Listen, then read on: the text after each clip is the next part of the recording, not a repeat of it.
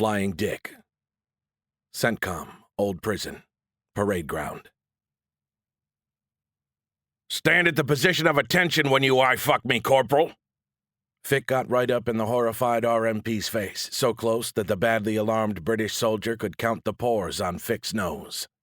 The man had had the temerity to ask him, "And who the bloody hell are you, then?" Now he piped down fast and instead stood instantly and rigidly at attention. I don't care if a bumblebee is dry humping your goddamned eyeball. You will stand at the position of attention. Also, Fick continued, neither retreating an inch nor lowering his voice a decibel, you can go ahead and quit eye-fucking me any time. I'm not your little sister.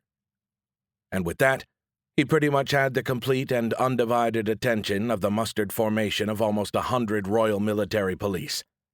They stood in 3 long ranks before him in one of the open prison courtyards. Behind him stood Second Lieutenant McNiven and the newly promoted Lieutenant Wesley. Fick pointed back at him without looking. That there is your new commander, Lieutenant Wesley. You knuckleheads will address him as yes, sir. And now there was also no need for Fick to answer the question about who he was. He was obviously, self-evidently in charge, the senior enlisted leader of the men and the company's new enforcer. Behind him, Wesley made a look over Fick's shoulder that seemed to convey equal parts horror, apology, and resignation, like, this is just how it's going to be, and I'm terribly sorry about it. He was deeply uncomfortable in his new role, and in that very special English way. But he'd been growing a lot lately, and figured he'd just grow into this. Somehow. Fick walked down the line, reviewing his new troops. One on the end was actually still holding a travel coffee mug. Fick's face twisted into his usual terrifying smile. May I? He asked, gesturing politely. The RMP sheepishly held out the cup. Fick took it gingerly, sniffed, then took a sip. His eyes closed and his head tilted back as he swallowed. Coffee. That real milk in there? The RMP nodded. Fick sipped again. I fucking love coffee. But it can make me a little excitable. Not my normal laid-back and easy-going self. He squinted at the cup's owner. Okay, your job, Lance Corporal Schmuckatelli? Oh, actually, it's Lance Corporal Nobody gives a fuck what your name is. Fick had basically just screamed in the man's face at the top of his lungs. He leaned back and straightened his uniform blouse, then lowered his voice again. Your job, Lance Corporal Schmuckatelli?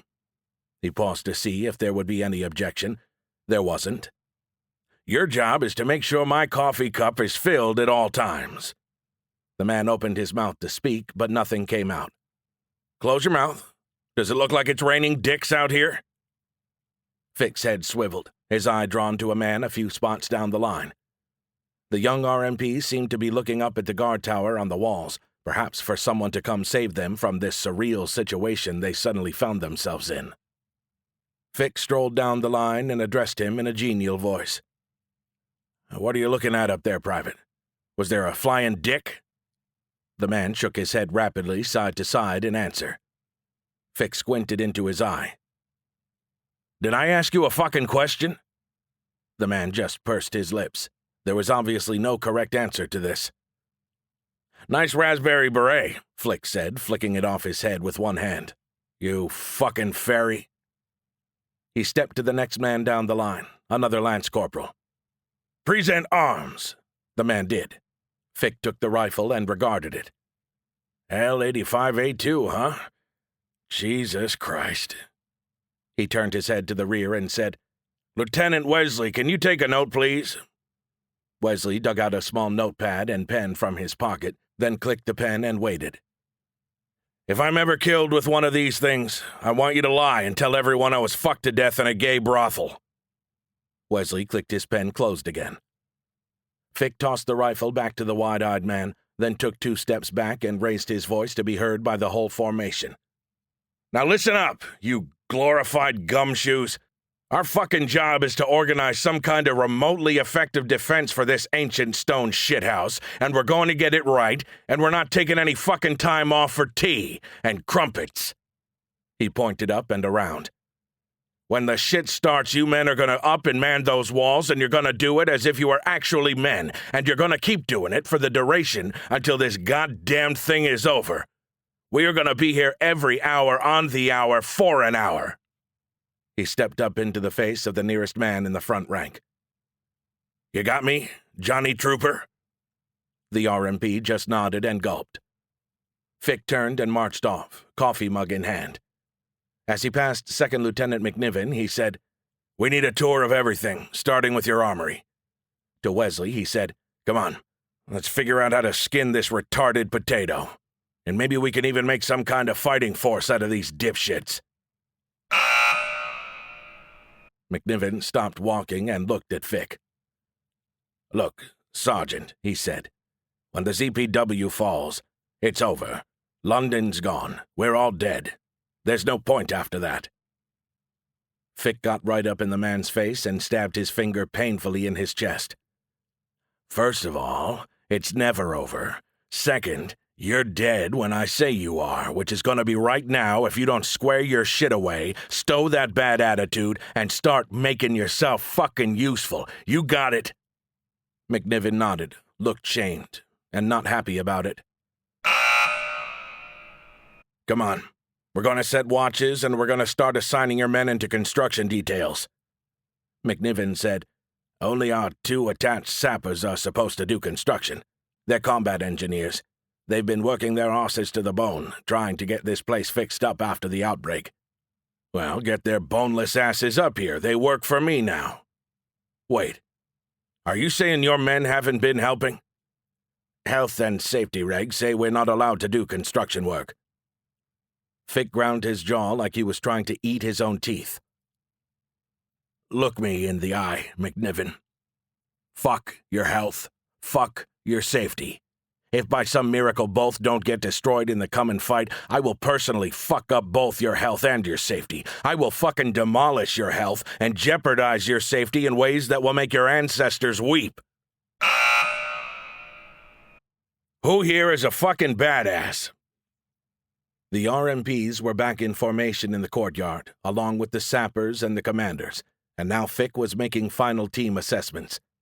Most of the RMPs, as well as the rest of the so-called Home Guard, would ultimately be going to the walls, and all of them were going to be rolling up their sleeves and building out the defenses in the meantime. But Fick knew he was also going to need a quick reaction force, QRF, a roving strike team he would personally lead to stay on the ground behind the walls and deal with incursions or mini-outbreaks. And he wanted men he could depend on. "Come on, there must be some badasses here," he persisted, walking the lines and reviewing the men.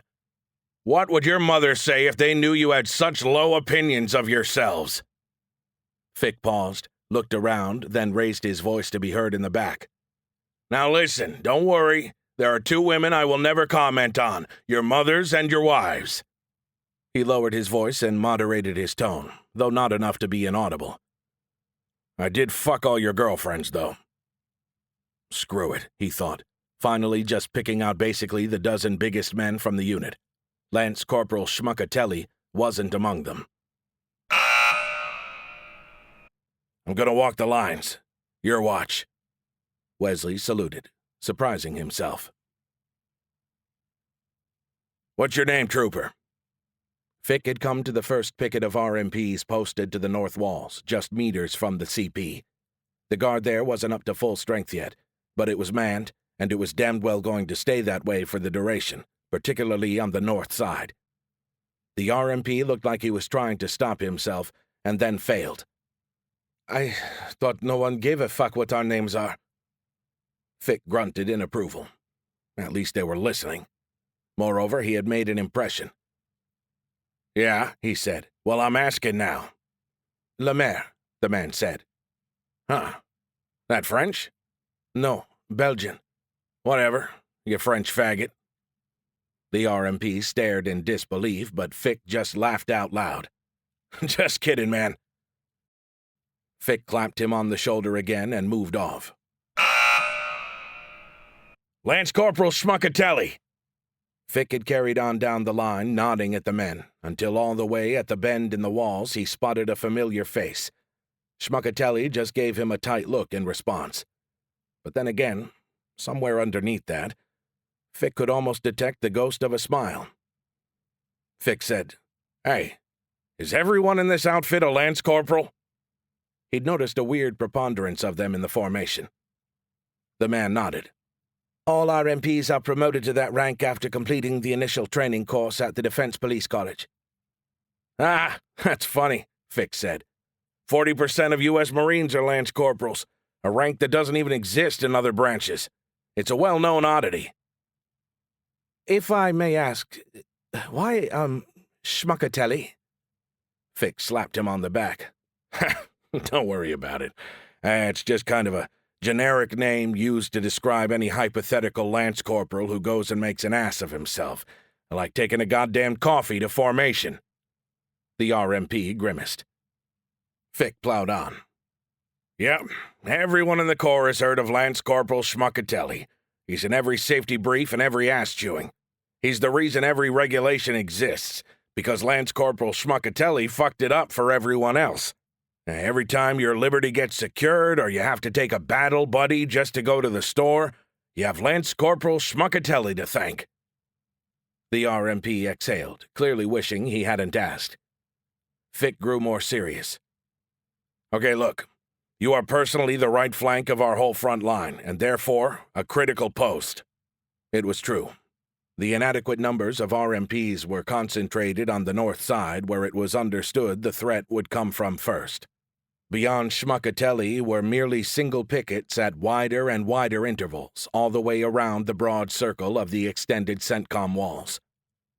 Fick looked him in the eye and said, "So listen carefully. You do not move from this position. I don't care if a pterodactyl starts fucking your face. You let him finish. You got me?" "Yes, sir. Zero distortion. And don't fucking sir me. I work for a living.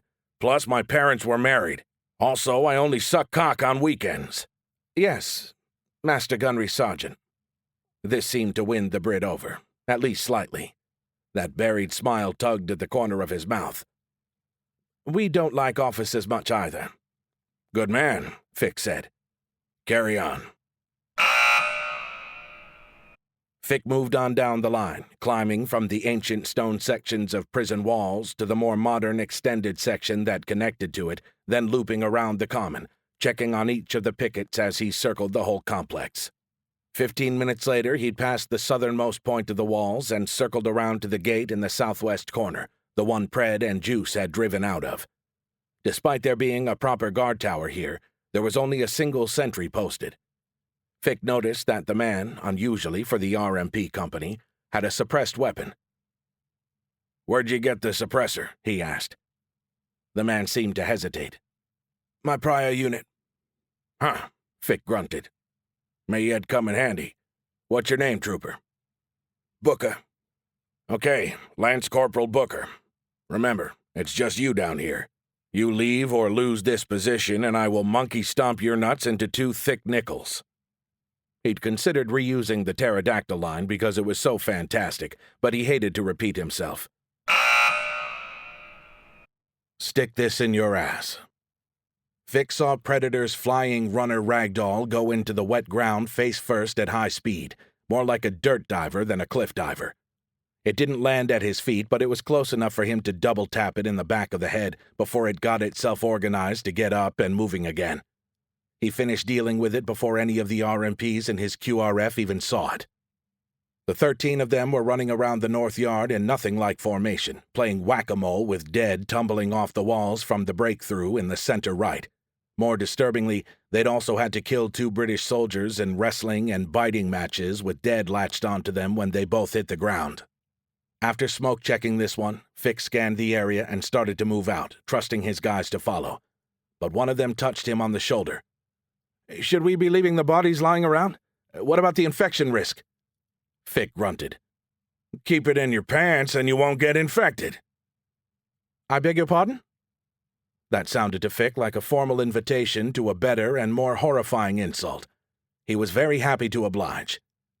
"Now, I'm sure you crumpet-stuffing redcoats don't get to fuck as many dead guys as you'd ideally like, but don't worry. There'll be plenty lying around before this thing is over. Also," and he turned halfway as a woman in a white coat scurried up and jabbed him in the right buttock. "Stick one of those in your ass first. You'll live longer." Cock Garage. CENTCOM, JOC. Releasing the colonel's hand, Allie got her helmet off and rifle unclipped and set both on the nearest flat surface. When she looked back up, he had pulled himself up to his full height, was scanning the room, and speaking in his Colonel Badass voice. "Okay, so who the hell's in charge of this goat rodeo?" Allie answered in her normal speaking voice. "Aside from the fact that you guys have been doing all the rodeoing, you're actually ranking now." The colonel looked back down at her. He was about a foot taller than Allie, which was obvious due to him standing right beside her. "Well, who was in charge until we got here?" "Me, actually." "Really?" Even in the dim monitor glow, the colonel's expression visibly went from amazed to grudgingly impressed, then to having gotten over it and moved on. "You're relieved.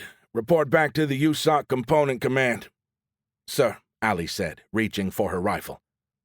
But as she turned, she saw Second Lieutenant Miller standing beside both of them, leaning in toward Allie.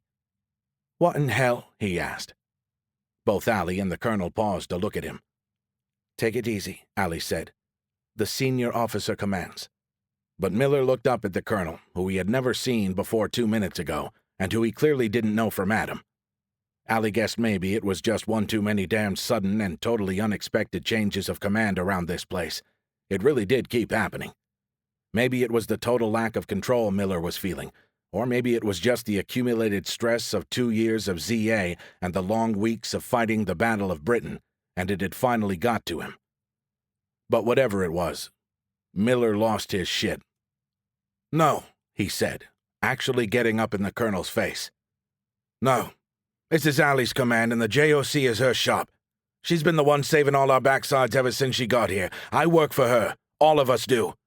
I don't know who the hell you are. Enough. Just enough." "Miller," Allie said, gripping his arm. The colonel wasn't so gentle as that. He jammed his finger in Miller's chest and said, "You better sit that precious backside of yours the hell down, Lieutenant, or it's gonna need saving." Miller didn't move. So the colonel gave him a vicious shove, and he tumbled backward and directly into Allie, the force of his fall knocking her into a station hard, and then nearly fell to the floor. "Hey, what kind of dick lips grab ass is going on in here?" Allie looked up to see Master Gunnery Sergeant Fick. He was already fast-stomping his way across the JOC, then pulling Allie to her feet, after which he instantly moved to take Miller's place, getting right up in the colonel's face himself.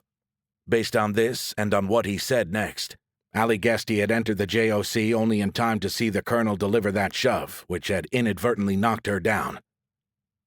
"You touch her again," Fick said, his voice exactly like Fick's voice, "and I swear to God, I will set you on fire and put you out with a fucking fork."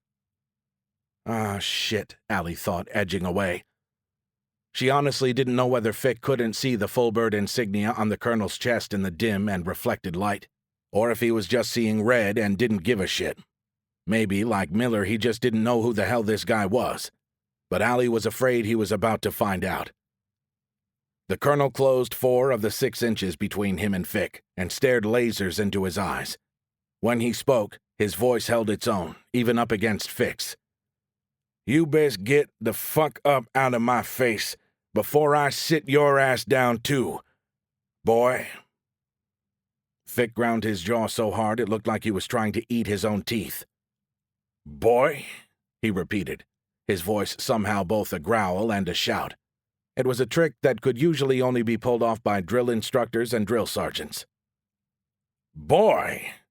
Who the fuck are you calling boy? I've got a bucket full of balls, a yard of dick, and enough hair on my ass to weave 10 Navajo blankets. I will take you to fucking man school." Now the colonel stuck his finger in Fick's chest. Allie wasn't sure how he got it in there. They were almost literally bumping chests. "I told you to sit your ass down, Sergeant."